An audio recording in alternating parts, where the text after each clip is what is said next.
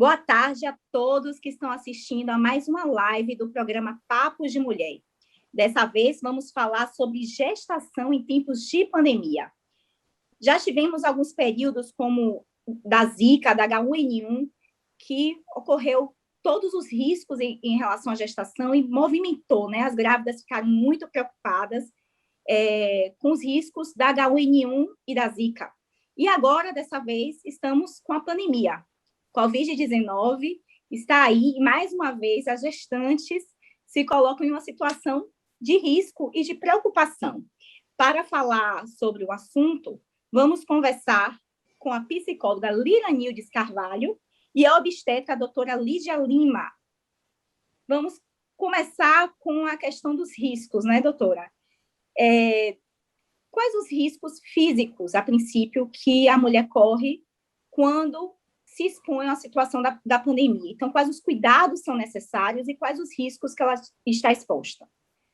Olá, Tanara. É um prazer participar com vocês desse tema, né, tão importante que precisa ser discutido, né, para que a gente consiga orientar e tentar trazer um pouco de segurança para as pessoas, né, com informações baseadas mesmo na ciência, informações corretas, né? Então, em relação à questão da pandemia e da gestação, a gente ainda tem poucos estudos, né? A gente é uma doença que é muito recente, então a gente tem pouco tempo de doença, então nós temos poucos estudos em relação à gestação, né? Mas a gente sabe que o coronavírus, ele precisa realmente, a gente precisa ter um cuidado e uma atenção especial com a saúde da gestante e do bebê, porque riscos, eles existem, né? Então, quando eu estou, por exemplo, no primeiro trimestre, eu tenho um risco mais aumentado de abortamento. Quando eu tenho, durante uma fase da gestação, eu tenho um risco mais aumentado de prematuridade, dependendo da fase em que essa paciente venha a se infectar. E a gente sabe que tem algumas síndromes que vão se desenvolvendo, né, ao longo da contaminação, e que eu acabo aumentando também risco trombogênico, por exemplo, para essas pacientes, tá? Que são riscos de trombose. Em relação aos cuidados, são os cuidados gerais que a gente tem orientado para toda a população: distanciamento social, a higiene adequada das mãos, uso de lavagem das mãos com sabão, álcool em gel, o uso adequado das máscaras, a troca das máscaras no tempo correto, tá? Dependendo do tipo. Então, esses são os cuidados importantes. Os cuidados ao chegar em domicílio também, acho que é um assunto que eu sempre converso com as pacientes e oriento que a gente tenha dentro de casa uma separação do que é uma zona suja e do que é uma zona limpa. Para ao entrar em casa, a gente tirar todos os nossos pertences que a gente, por acaso, teve contato com o vírus ou com pessoas que estejam contaminadas, né, ou com suspeitas de contaminação. Então, é importante que, ao entrar em casa, tenha essa delimitação de área suja para poder desprezar roupa, desprezar chave de carro, óculos, bolsa, carteira, celular, ter a higiene adequada de tudo isso e depois se dirigir para a passagem da zona limpa. Então, é importante orientar e educar todas as pessoas que estão dentro dessa residência, né, para que eles obedeçam mesmo essas regrinhas. Perfeito. Até avisar o público que a apresentadora do programa está gestante. Estou caminhando para o 7º mês e por isso que estou aqui também representando as grávidas. Liranildes, ela falou algo importante que tem sido um lema, né, durante a pandemia, que é o isolamento social. Mas esse isolamento social também traz alguns impactos emocionais, de maneira geral, para todos, e especialmente para as grávidas. E aí eu gostaria de saber, Liranildes, quais os cuidados que você recomenda, os cuidados emocionais que devemos ter nesse período, para tentar minimizar ao máximo esse impacto que o isolamento social pode trazer. Olá, boa tarde a todos, doutora, é um prazer estar aqui com vocês. Então, Tanara, eu queria falar de algo importante que a doutora Lídia, né? A doutora Lídia falou, que uma coisa importante nesse momento para a gestante é separar os cuidados, o que são os cuidados gerais e os cuidados específicos, né? Então, por mais que nós estejamos correndo risco, como todos realmente correm, Mas é sempre bom lembrar que, para a gestante, o que muda são essas coisas mais específicas, porque o cuidado geral é para todos. Então, se a gente pensar que o isolamento social é um cuidado de proteção para todos, a gente já começa a se introduzir, né, nessa dimensão aí da coletividade. Esse é um ponto importante para qualquer pessoa, inclusive, né, para lidar com essa situação. É sentir, é entender que a angústia que eu sinto, todos sentem. Agora, o que vai diferenciar o impacto dessa angústia na vida de cada um são justamente os fatores psíquicos prévios. Vamos pensar se tem aí previamente um histórico de transtorno mental. Então, esse é um fator importante para qualquer pessoa. No caso da gestante, aí é um sinalzinho de alerta a mais, né, tanto para familiares, como para a gestante, como para a médica, porque aqui a acompanha. Então, é preciso a gente pensar, nesse momento, o que eu tenho de recurso, porque o que vai proteger todas as pessoas, inclusive, de novo, eu quero sempre estar generalizando, porque é importante a gente pensar que cada um é individual e tem histórias diferentes. Então, o que eu tenho como resolução de problemas? Será que eu tenho uma característica em que, diante da adversidade, eu consigo me organizar bem emocionalmente? Eu consigo buscar estratégias de enfrentamento? Então, se essa grávida é uma pessoa que ela não tem muitos recursos internos, vai demandar, então, de recursos externos. E aí é quando entra a questão do isolamento. Então, o recurso externo seria, por exemplo, a família, os amigos estarem juntos, né? É poder participar de algumas atividades onde ela possa se sentir mais segura.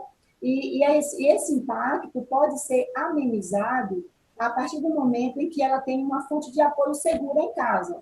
Então, se ela está isolada, de modo geral, do coletivo, mas ela não está isolada da família, concorda? Então, como será que é a dinâmica familiar? Esse é um ponto importante, de suporte. Será que essa dinâmica familiar é uma dinâmica que traz tranquilidade? Porque se essa gestante está num ambiente onde existe, digamos, um volume grande de discussões, por exemplo, onde a comunicação ela não é muito adequada, não tenha dúvida de que a ansiedade vai aumentar, né? Então, uma outra questão que eu te chamo a atenção aqui, que é muito importante, é o quanto que essa pessoa tem hábitos saudáveis. Se a gente pensar, a doutora iniciou um discurso que eu acho maravilhoso, que é a importância de nós estarmos atentos à informação científica, à informação com fonte segura, como é, inclusive, a proposta aqui desse programa, né? Então, se eu tenho uma informação segura, e a informação diz, porque eu acredito que a doutora vai falar disso, mas, assim, um risco que preocupa a gestante é a transmissão vertical, né? O risco de que a mãe possa passar para o bebê, para o feto ou o bebê, a depender do número de meses. Então, esse é um risco que se especula, mas que os estudos ainda não são concluídos. Então, a gente precisa pensar, nesse momento, o que eu tenho de risco imediato. O risco imediato, a gente já sabe, a doutora tem falado, então nós precisamos cuidar das condições gerais. O que eu preciso fazer para correr menos risco? Isso é uma questão geral. O específico eu preciso de mais suporte emocional. Onde que eu posso encontrar, já que os meus amigos não podem vir para a minha casa, já que aquele famoso chá de fraldas não pode acontecer? E aí nós temos um recurso tecnológico para ser bem aproveitado. De repente, um chá de fralda online, né? De repente, uma conversa, o tempo por telefone, marcar encontros, por exemplo, é uma sugestão. Marcar encontro com os amigos e familiares mais distantes, online, entende? Então, isso está voltado para aquela característica que eu falei da solução de problemas. Então, o quanto que eu, enquanto pessoa, funciono melhor pensando nos problemas ou na solução. Então, são questionamentos que a pessoa, a gestante, deve estar se fazendo nesta hora. Eu gasto mais energia buscando a solução ou eu gasto mais energia buscando especulação? De repente, assim, será que eu estou cultivando aquela informação que é especulativa? ou eu estou, de repente, buscando me informar com pessoas sérias, com fontes sérias. Tudo isso, não tenha dúvida que vai interferir, vai ter um impacto grande no aspecto psicológico. Doutora Lídia, Lira Nildes acabou trazendo um questionamento que já estava até aqui pronto no meu roteiro, que é a grande preocupação das gestantes. Tem possibilidade da mãe contaminada passar para o bebê ainda na barriga? Nós não temos nenhum estudo, né, até o momento, comprovando essa transmissão vertical. Como eu disse para vocês, é uma doença muito nova que a gente tem estudado, então, até o momento não existe nenhuma comprovação científica dessa transmissão vertical, tá? Para a gente deixar também as pacientes um pouco mais seguras. E uma dúvida também, na verdade, né, que eu vejo muito as mães perguntando, mas afinal, por que que na gestante acaba sendo mais risco, né? Então, o que torna, nesse momento, nessa fase da mulher, a gestação entrar no grupo de risco para os casos de COVID? Tá. A gestante, a gente considera, ela se enquadra como um paciente do grupo de risco em relação à fisiologia, tá? A gestante, ela tem uma imunidade um pouco menor do que a imunidade das outras pessoas, né? Quando comparada com as outras pessoas. A gente costuma falar que a gestante é como se fosse um paciente imunodeprimido, né? Então, isso é um fator que a torna grupo de risco. Outro também, a gente tem algumas alterações fisiológicas, que são alterações hormonais, que a grávida acaba também passando durante esse período gestacional, em relação à questão da predisposição a ter trombose por conta dos hormônios, né? E a gente já tem ouvido aí falar, durante toda essa pandemia, das complicações que o Covid traz. Então, a gestante por si só, ela já tem um risco mais aumentado também de ter trombose e de ter essas complicações. Então, por esses motivos, ela acaba se enquadrando mesmo no grupo de pacientes de alto risco, né? E junto com aqueles pacientes idosos, asmáticos, hipertensos, obesos. Então, essas pacientes somam-se a estes pacientes também. Doutora, e há casos também de gestantes que também têm algumas doenças crônicas, né? Sim. Que aí encaixa ainda mais nesse grupo de risco, como Sim. asma, diabetes. Essas pacientes, elas merecem, né, uma atenção especial e um cuidado redobrado, né, tanto delas quanto de toda a rede, né, que a cercam, porque realmente são pacientes que acabam tendo um duplo risco, né. Queria só complementar um pouquinho o que Lira falou em relação a essa questão emocional. A grávida, ela tem uma vulnerabilidade emocional que também é explicada pela fisiologia, né? Essas questões hormonais também a gente consegue explicar o porquê que a gestante ela se torna vulnerável emocionalmente, por que ela tem oscilações de humor, porque horas elas estão muito alegres, horas elas estão mais deprimidas, porque elas choram mais, porque elas são mais sensíveis.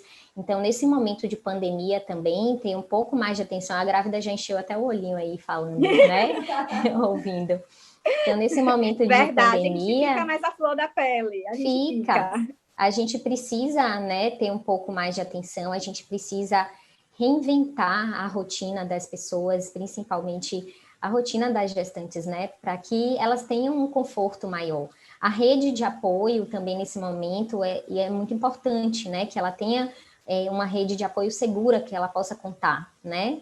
E é como Lira falou mesmo, eu acho que não é para deixar de tirar as fotos da barriga, não é para poder deixar de fazer o chá revelação, não é para deixar de fazer o chá de fraldas, desde que a gente se reinvente, né? Que a gente ressignifique esse momento para que a gente não perca a leveza, o momento que é um momento especial, né? Que a gente não perca os sonhos, né? Apesar da gente, eu costumo falar que eu sou muito feliz porque num tempo desse de pandemia eu posso me sentir feliz, porque eu trabalho com sonhos, trabalho com vida, eu acho que essas vidas que estão chegando, né, são nascimentos por dias melhores, né, esperança por dias melhores, então eu acho que cabe a gente trabalhar isso, né, para a gente ressignificar esse momento. Muito lindo, doutora, muito lindo saber que as mães estão podendo gerar vidas, mesmo diante de um cenário em que tantas notícias tristes, né, de pessoas morrendo, nós podermos ser portal de vida. Isso é muito bom. E já que estamos tocando nessas questões emocionais, doutora, essa parte, esse quadro emocional, ele pode impactar também fisicamente na gestação? Sim, sim, Tanara. A gente preza muito por um ambiente tranquilo, né? Que a paciente tenha um ambiente seguro e um ambiente tranquilo para ela gestar, né?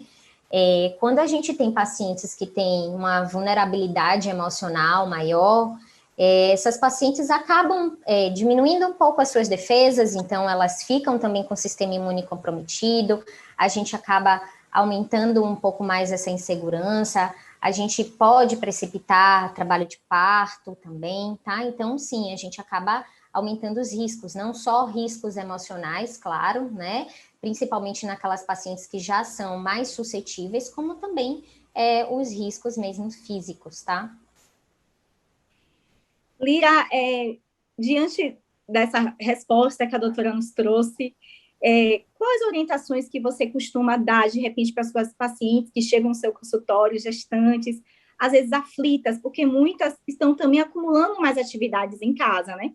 Muitas são gestantes, mas já têm filhos, já têm um casamento, estão tendo que estar no home office, no trabalho home office, tiveram que afastar suas empregadas domésticas e assumir essas funções, porque afastar o risco da contaminação. Então, tudo isso também gera, às vezes, um acúmulo de função na vida dessa gestante, um acúmulo de papéis, que nós mulheres, muitas vezes, independente de estarmos gestantes, já acontece. Mas na gestação, esse impacto pode vir mais forte. E aí eu gostaria de saber quais os conselhos que você dão para essas mulheres lidarem com esse acúmulo de função nesse período, que elas estão gestantes, estão tendo que estar dentro de casa, isoladas. Então, Tamara, é importante estabelecer limites. É fundamental, né, que essa mulher ela estabeleça o seu próprio limite, como a doutora estava falando, que ela consiga se reorganizar, o reinventar-se. É justamente a gente traçar planos de como reorganizar o que já era uma rotina e agora continua sendo uma rotina, só que uma rotina modificada. Então, a primeira coisa é perceber até onde você pode acumular, entende? Tarefas.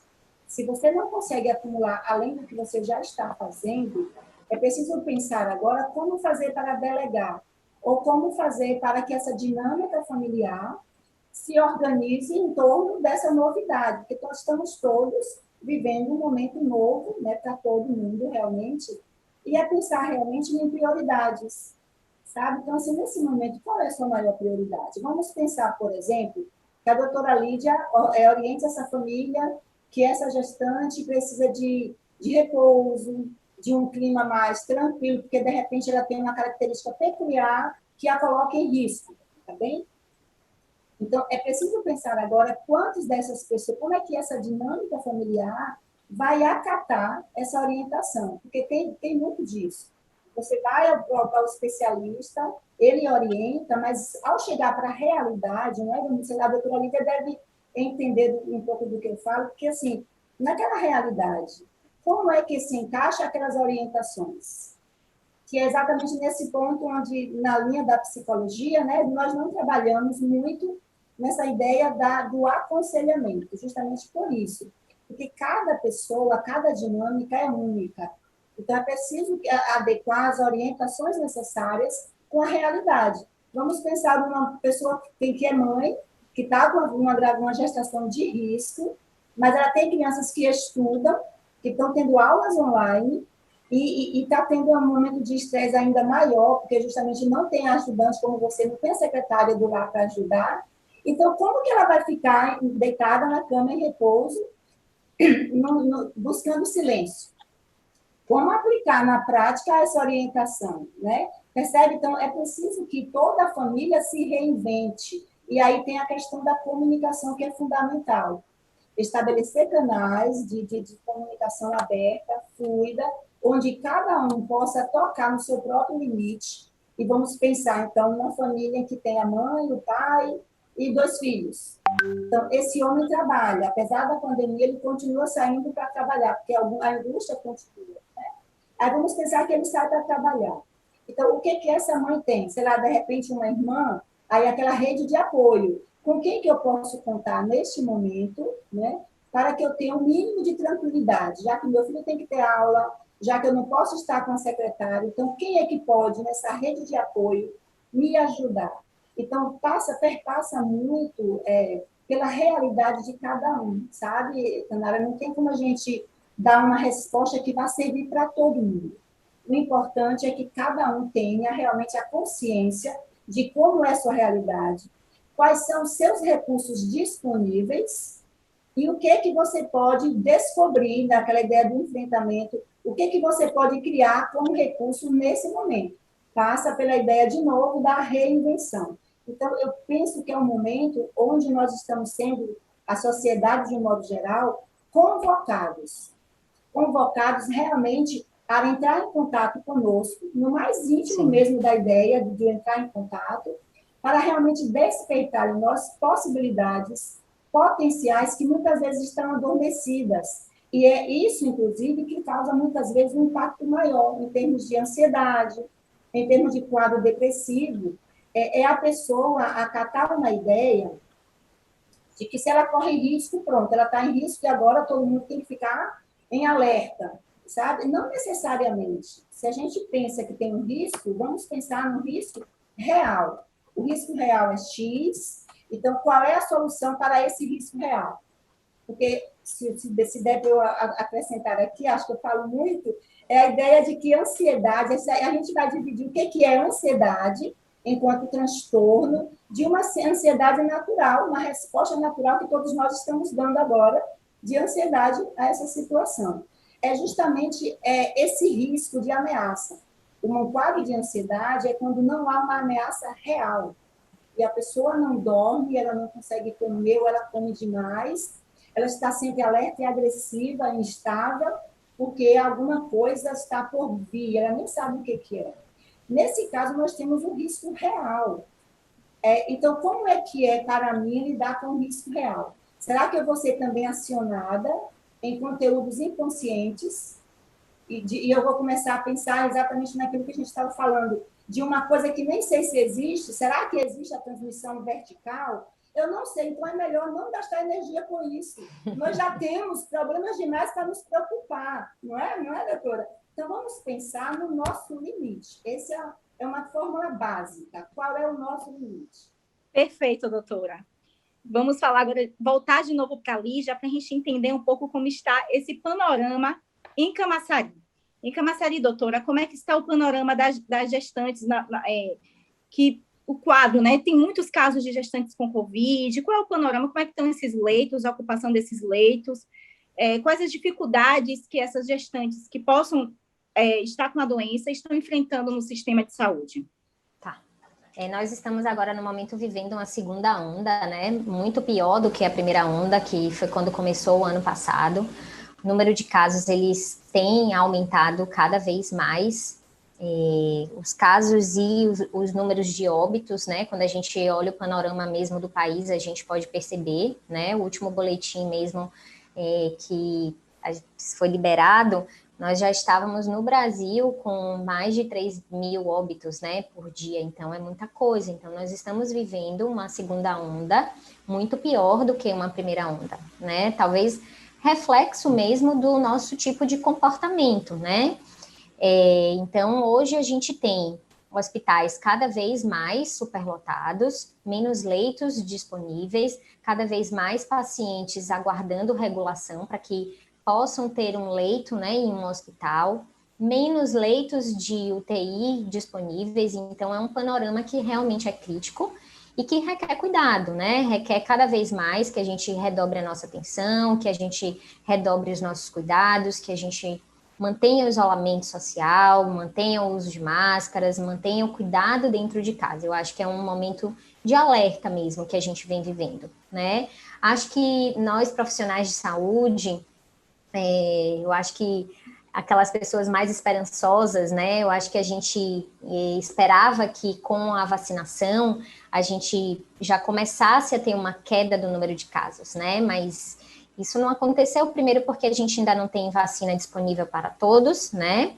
E porque as pessoas também começaram a relaxar em relação aos cuidados. Então, é importante que a gente reforce, né? Nosso papel para que a gente propague mesmo a informação correta, né, e para que a gente dê esse alerta, né, estão todos já trabalhando no limite, sem leitos, profissionais cada vez mais cansados, né, e é importante agora, nesse momento, mais do que nunca, a gente redobrar aí nossa atenção, tá? Doutora, justamente diante desses números, muitas gestantes ficam preocupadas com o pré-natal. Devo ou não devo fazer? Com medo de ir para a clínica, de se expor? O pré-natal, ele é dispensável? Não, tá?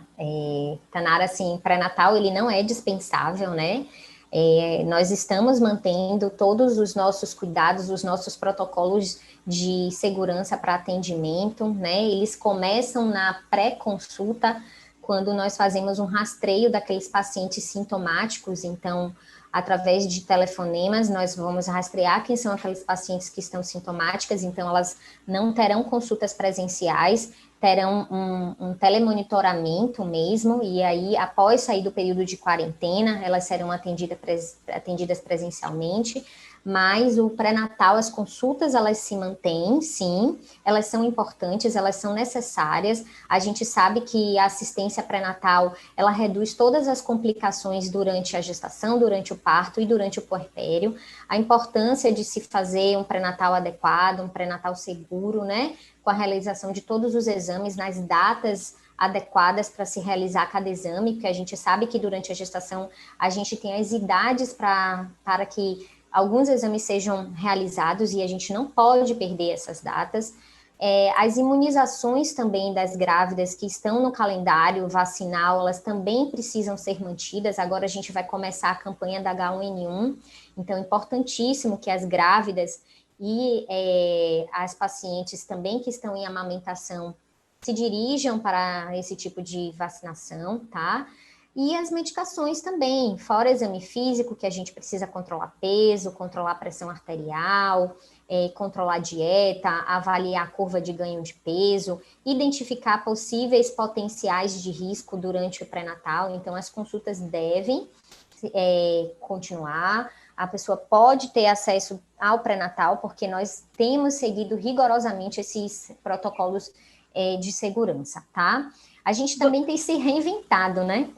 Como o Lira está falando, então, uma nova modalidade de atendimento, né? Que são as consultas online, que a gente tem feito, mas infelizmente no pré-natal, nem todas as consultas elas podem ser online. Doutora, a senhora falou algo importante, que é sobre o calendário de vacinação. E algumas grávidas já estão aí. Essa vacina da Covid, eu posso ou não posso tomar? É recomendado durante a gestação tomar vacina? Tá. Hoje, quais são as recomendações, tá, Tanara? Que nós temos recomendação do Colégio Americano de Ginecologia e Obstetrícia, do Royal College, da FEBRASGO, que é a nossa Federação Brasileira de Ginecologia e Obstetrícia, até saiu recentemente uma nota técnica também do Ministério da Saúde. As grávidas, elas precisam ser enquadradas caso a caso, tá? Hoje, a nossa recomendação, o que é que a gente segue? Aquelas pacientes que estão gestantes e que fazem parte de mais algum outro grupo de risco, por exemplo, são gestantes e que são profissionais da área de saúde. Essas pacientes, todas essas entidades nossas, elas têm recomendado sim a vacinação, tá?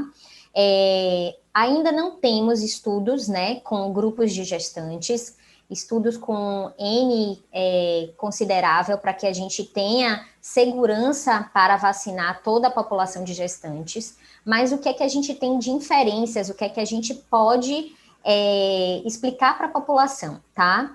Que a tecnologia utilizada para essas vacinas contra a Covid-19 é a mesma tecnologia utilizada para vacinação, por exemplo, da influenza, tá? Então, a vacina da Covid, a Coronavac, por exemplo, ela tem a mesma tecnologia da vacina da influenza, tá? A gente não usa vírus vivo, a gente está usando vírus mortos. Então, são vacinas que são seguras. Então, por isso, a gente tem conseguido fazer uma vacinação avaliando caso a caso, avaliando risco e avaliando benefício, tá? Porque como a gente não tem estudo, é uma doença nova, eu ainda não tenho como inferir que é uma vacina totalmente segura para uso em larga escala na gestação.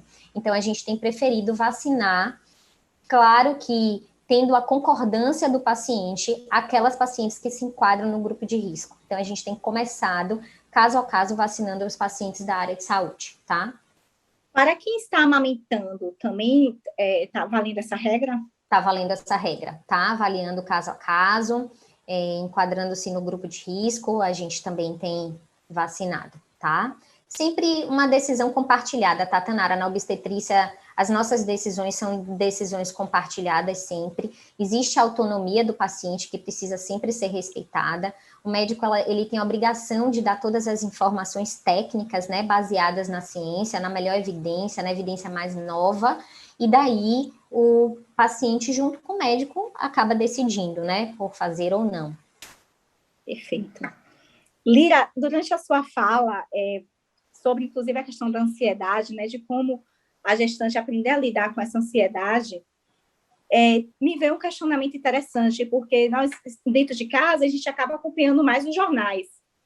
E, às vezes, você liga ali o telejornal e cai justamente naquela notícia, não sei quantas gestantes, né, óbito de gestantes, óbitos de recém-nascidos. Como é que você vê, de repente, essa avalanche de notícias para a gestante, né? De repente, você acha que isso pode vir a contribuir com um estado de ansiedade? Sim, é gatilho, na verdade, né? Porque fala de uma realidade que ela conhece bem. Ela se encaixa especificamente. Se assim, a gestante, então, na ideia que passa esse é um grupo de risco então maior do que os outros, percebe? A pessoa se identifica com aquela questão. Então, acaba sendo um gatilho. É importante, por isso, aprender também a ter esse cuidado, né? Não só de filtrar a informação, como também de não se sobrecarregar com esse excesso, né, dessa informação. É preciso a gente pensar sempre, Tanara, do geral. Assim, no geral, estamos todos em risco.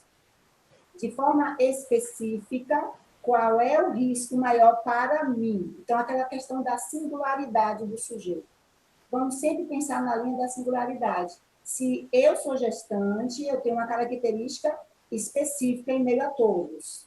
Quais são os cuidados? O que a minha médica ou o meu médico recomendou? E aí, exatamente aquilo que a gente tinha falado. Ficar atento a essas orientações dentro da sua realidade, como fazer. Por exemplo, às vezes a pessoa não tem como dominar o uso da TV, a depender da dinâmica familiar. Ela não quer assistir, mas tem alguém assistindo. Ela vai ouvir. Se a casa só for pequena, se for um apartamento, ela vai necessariamente escutar aquela informação, tá? Então, de novo, voltando para a singularidade, é essa pessoa pensar em si, como ela vai processar aquela informação. Nossa, está acontecendo isso, mas assim, além de gestante, outras pessoas estão também passando por situações difíceis. Então, de novo, voltando sempre para mim, o que eu posso fazer? Nossa, gestantes que estão morrendo. Eu preciso ter um cuidado a mais. Nesse cuidado a mais, o que eu preciso fazer? Eu sempre vamos nessa linha da convocação, Tanara, daquela questão pessoal. Eu estou sendo convocada, a sociedade está sendo convocada. O que eu posso fazer? Tá? Então, por exemplo, uma estratégia de enfrentamento. Se eu estou ansiosa, porque a ansiedade é isso, você não domina, passa pela questão dos pensamentos. Se você começa a perceber que seu pensamento está acelerado, que você, mesmo sem querer, você está lembrando daquela notícia, né? O que eu posso fazer? Então, será que eu posso cuidar de plantas? Será que eu tenho uma leitura ou atrasada, ou há um livro para iniciar, onde eu posso direcionar a minha atenção? De repente, por exemplo, o que eu posso fazer em termos do meu futuro do bebê, o quarto do bebê? Eu não estou podendo sair para as compras, então, de repente, uma revista, sabe? Então, eu vou comprar revistas para começar a criar ideias do que eu vou poder fazer para decorar o quarto do meu bebê.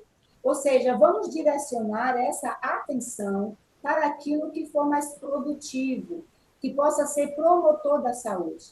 Então, nesse momento, o que eu tenho de recurso que pode promover a minha saúde, né, emocional, a minha saúde física? Entra sempre naquela linha do questionamento. Como acho que você deve saber, o psicólogo é sempre aquele profissional que vai estar questionando, ajudando o sujeito a se questionar, para que ele possa encontrar respostas dentro da própria realidade dele. Quando você traz essas questões, Lira, a gente acaba remetendo também às frustrações nesse período, né? As frustrações de não fazer o chá revelação, chá de fraldas, mas é possível procurar alternativas, ainda que virtuais, né? De fazer um chá virtual. Então, quais os conselhos também que você pode dar, algumas orientações de você se reorganizar, né? Cai naquela questão da reorganização. Você fala comigo, achei que fosse a doutora Lídia. Então, exatamente aquela ideia da rede de apoio, né? Então, a gente pode começar a criar, por exemplo, imagina você começar a entrar em contato com várias gestantes. De repente, cria um canal novo aí só para gestantes. E a gente pode, por exemplo, pensar, nossa, quem é que conhece um profissional que possa nos ajudar, de repente, num dia, para fazer uma reunião pelo Zoom, tirar dúvidas. Nesse momento, quando eu falo da convocação da sociedade, é isso, Tanara. É o momento em que nós precisamos, na crise, crescer, porque a crise é para isso. A crise nos ajuda a crescer, não é verdade? Então, nesse momento de crise, o que é que nós podemos fazer para melhorar? É focar na solução. Não foca no problema. Se você foca no problema, você vai esgotar a sua energia, você vai esgotar as suas forças e você vai, inclusive, bloquear a sua criatividade. Então, a minha orientação nesse momento, tanto para gestantes, né, como para qualquer outra pessoa, vamos aflorar o que nós temos de melhor. O que é que nós temos de melhor nesse momento? Será que um canal de solidariedade não seria muito mais produtivo, muito mais promotor do bem-estar, do que o canal de especulação, esses vídeos que ficam passando de WhatsApp por WhatsApp, de histórias especulativas, tem fake news, sabe? Então, assim, como que eu posso, ao invés de trabalhar na contramão, né, eu trabalhar na linha da mão direita que vai me levar à solução do problema? É sempre pensar dessa maneira, na busca de solução. E a gente pode fazer isso, a gente pode. Perfeito, Lira. Doutora, vamos também agora mais uma dúvida muito frequente. É sobre o parto. No caso de uma gestante que esteja contaminada com o Covid, existe uma indicação de parto para esses casos? A gente precisa avaliar, Tanara, caso a caso, tá?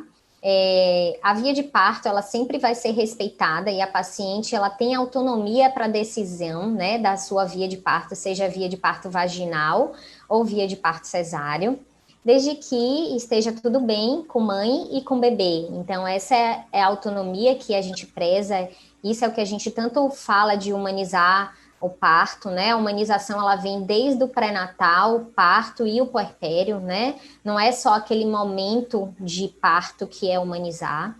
Então, ter autonomia, a gente preza muito por isso. Mas, claro que hoje, na pandemia, a gente precisa individualizar caso a caso. Depende do tipo de sintoma que a paciente esteja, depende como é que está aquele quadro clínico dela. Um quadro clínico estável, se sim, a paciente que pode ir para a via de parto obstétrica, que a gente chama. E se for o desejo dela, vai ser via vaginal. Se não, a gente vai respeitar, vai conversar e vai consentir uma outra via de parto.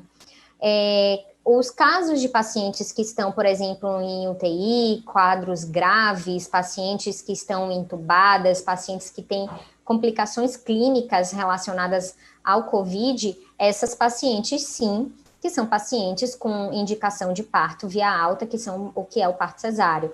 Mas o que eu quero deixar bem claro aqui para vocês é que ter uma infecção por COVID-19 não significa ter parto cesáreo, significa enquadrar cada paciente em cada caso, avaliar seu estado clínico, né?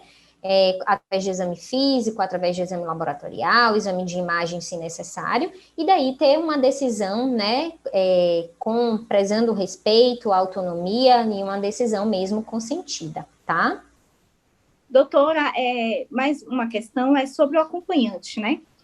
Que é uma grande dúvida. A gente sabe que está sem poder receber visitas, né? Ter aquele parto com a janelinha, todo mundo assistindo. Com fotógrafo. Infelizmente, com fotógrafo, infelizmente, diante da situação, a gente não está podendo. Mas o acompanhante, ainda tem direito a um acompanhante? Ele é importante não ter? Sim, com certeza, tá? O acompanhante é direito, tá? Da paciente, isso tá, inclusive, na legislação. Então, a paciente, ela tem direito de escolher o acompanhante que, para ela, é o mais confortável. Pode ser o parceiro ou a parceira, pode ser a mãe, pode ser uma amiga, uma irmã, é o acompanhante dela de escolha, tá? Ela pode e ela deve sim ter um acompanhante, e nos tempos de Covid, principalmente, a gente tem preconizado por isso. Aproveitando só para eu também comentar um pouco em relação à nossa rotina de sala de parto, né, do Covid, como você mesmo pontuou, por que que tem essas restrições hoje, né? Por que que a gente hoje não deixa, não somos nós, né? São os protocolos de cada hospital que a gente precisa seguir protocolos de segurança. Então, hoje, quanto menor a circulação de pessoas dentro de uma sala de parto, menor o risco de contaminação, tanto para a mãe quanto para a nenê. Então, por isso hoje a restrição, né, de apenas um acompanhante em sala, não tem sido permitido fotógrafos, né, como antigamente tinha, as visitas, a troca de acompanhante. Então, quanto menos circulação de pessoas, mais seguro estará a mãe e o bebê, tá? Em relação ainda também aos cuidados de parto e as nossas práticas dentro de sala de parto, nós temos mantido todas as nossas práticas de humanização, tá? Contato pele a pele, amamentação na primeira hora, clampeamento tardio do cordão umbilical, respeito se o parceiro que está lá, o acompanhante, quer também cortar o cordão. Tudo isso tem se mantido, não é porque nós estamos num período de pandemia que nós vamos passar por cima de tudo que a gente avançou, né? Tanto tempo que a gente vem lutando aí para poder avançar. Então, tudo isso tem se mantido. E naquelas pacientes, Tanara, tá? Que elas têm infecção comprovada, né? Elas têm testagem positiva, aí sim que a gente precisa ter alguns cuidados especiais, principalmente pelo risco do nenê, né? De contaminação do nenê. Aproveitando logo, porque eu sei que provavelmente você vai me perguntar em relação ao puerpério, a amamentação está sim mantida, tá? A amamentação está recomendada, porque a gente sabe todos os benefícios de amamentar. Então, a amamentação com a máscara, tá? Para poder proteger o nenê, mas não tem contraindicação absoluta para amamentar. Sim, doutora, essa era uma grande pergunta mesmo sobre a amamentação. E a amamentação, a gente sabe que ela ajuda na imunidade, né? Ela fortalece o nenê. Então, essa uma grande dúvida se tinha o risco de, através do leite, haver contaminação. Sim. E o vínculo, né? Vínculo mãe-bebê, esse vínculo, ele precisa ser mantido, tá? Então, tem sim sido recomendada e tem sim sido praticada, tá? Com segurança, mas tem sido sim praticada. Mas através do leite, é possível a contaminação pelo leite materno? Essa é uma também dúvida. não temos nenhuma comprovação científica até o momento, tá, Tanara? Por isso que nós temos recomendado mesmo o aleitamento materno. Perfeito. Sobre o pós-parto, doutora, quais os cuidados, né? Mais uma vez, é preciso manter esses cuidados, o puerpério, né? Esse período do puerpério. Os cuidados também devem ser mantidos. Sim. Hoje a gente tem um cenário, né, que é diferente, né? Eu acho que no momento que é também de muita vulnerabilidade para a mãe, né? De privação de sono, né? De ter necessidade de ter uma rede de apoio importante. Então, realmente é um período muito difícil, né? Que as mães têm vivido. Então, daí a importância mesmo da gente ter aquela rede de apoio fixa, sólida, né? Tentar organizar antes do nascimento, né? Quem são as pessoas que irão ficar em casa com aquela gestante. Então, ter esse tipo de planejamento antes do nascimento, isso é muito importante para que aquelas pessoas que irão frequentar aquela casa, elas se mantenham isoladas e que elas tenham todos os cuidados em relação à proteção contra o Covid, tá? Então, são pessoas que não devem circular externamente, são pessoas que devem ficar aquele tempo inteiro em contato com mãe e com o bebê e não ter contato, né, com o externo, tá? Mas é necessário que essa paciente tenha realmente uma rede de apoio para esse momento, né? Não como antigamente que podia ter babá, a secretária, a mãe, a sogra, claro que uma rede muito mais restrita, mas não menos importante, né? Eu acho que é aquele momento para poder a gente ter um vínculo maior até com as pessoas, né? Daquelas pessoas que realmente são importantes. Acho que Lira pode até comentar um pouquinho, porque o puerpério é um momento de muita vulnerabilidade, é aquele momento que aparece os blues puerperal, é aquele momento que algumas pacientes podem evoluir do blue puerperal para uma depressão pós-parto. Então, ter uma rede de apoio é muito importante. Lira, voltando, então, para essa questão da rede de apoio, como a doutora falou, inclusive nesse momento do puerpério, que é um momento muito delicado, como é que se forma essa rede de apoio? A gente sabe que existem grupos terapêuticos também, né, que estão virtuais, né, grupos para mães, para gestantes, grupos de mulheres também. Tem funcionado esses grupos nesse momento? Sim, nossa, funciona bastante, não tenha dúvida. Eu quero até aproveitar para trazer algo que a doutora trouxe, que é importante, considerando de novo a singularidade de cada pessoa, Tanara. É preciso pensar, por exemplo, a importância dessa rede de apoio, ela precisa passar pelo planejamento, inclusive. É o seguinte, vamos pensar uma pessoa que tem uma peculiaridade de ter um luto não elaborado. Então, por que que no puerpério acontece, né, uma depressão, a famosa depressão pós-parto? O que acontece com essas mulheres? Muitas vezes, é uma pessoa que tem um histórico familiar de uma perda na família, uma perda muito importante, cujo luto não foi elaborado, e isso vai vir à tona justamente nesse momento, que é um marco importante. Uma gestação, o nascimento de um bebê, é um marco importante na vida de uma mulher. E são os momentos de marcos importantes que, a depender da vulnerabilidade de cada sujeito, pode irromper aí justamente um transtorno emocional, um distúrbio mais grave até, tá? Então, a rede de apoio precisa trabalhar justamente no planejamento. Eu achei super importante a palavra da doutora Lídia, quando ela fala de planejamento. Então, vamos pensar que, se esse é um momento importante, toda a família tem que estar nessa linha de pensamento. Como vai ser, então, depois? Quem vai cuidar? Vamos pensar, se não tem a mãe, quem pode estar fazendo esse papel? É um papel importante, o papel da avó do bebê. A presença da avó traz um conforto duplo, inclusive, para essa gestante, para essa mãe, né? Porque a experiência da mãe, o vínculo que ela tenha com essa mãe, aquela referência de amor, de proteção, de cuidado e de experiência, traz justamente o sentimento de segurança tão necessário nesse momento. Porque uma coisa importante nesse momento é a perda de status que a mulher passa a ter. Vamos lembrar disso, né? Vamos pensar na gestante de primeira viagem, como é chamada. Ela, passando a ser mãe, ela agora perde o status daquela jovem, né?